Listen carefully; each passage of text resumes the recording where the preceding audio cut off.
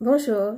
Alors, si toi aussi tu te questionnes sans cesse, tu as le petit vélo qui trotte dans la tête, tu te fais régulièrement des reproches, tu es dans le silence et voire même tu en arrives peut-être même plus à communiquer ou en tout cas moins qu'avant et tu procrastines et le fait de procrastiner fait que tu te sens frustré.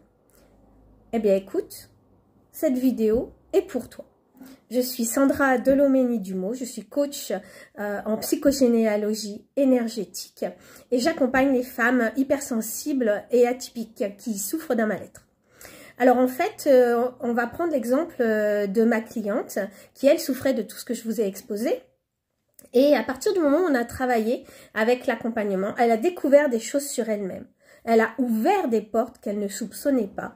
Et en ouvrant ces portes, elle s'est rendue compte finalement que maintenant, elle arrive à être plus sûre d'elle, davantage sûre d'elle. Et surtout, qu'elle arrive à mieux être dans son corps. Elle le sent, alors ça va être bizarre pour vous, mais chez elle, ça se manifestait par une sensation de gonflement de l'intégralité de son corps.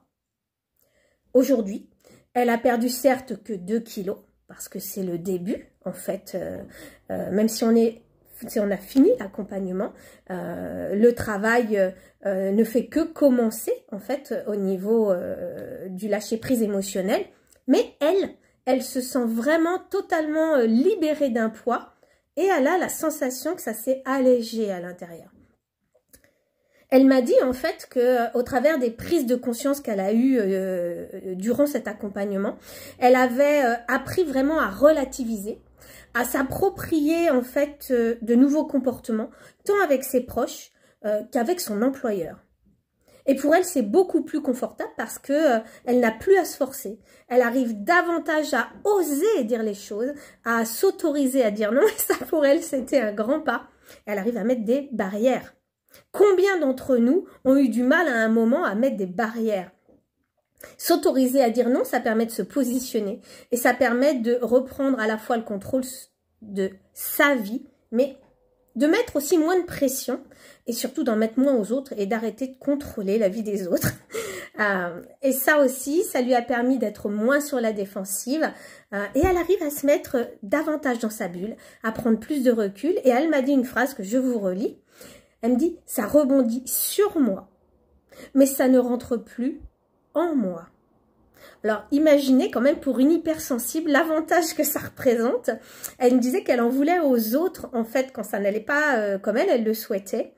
Et que finalement, ça la mettait en colère.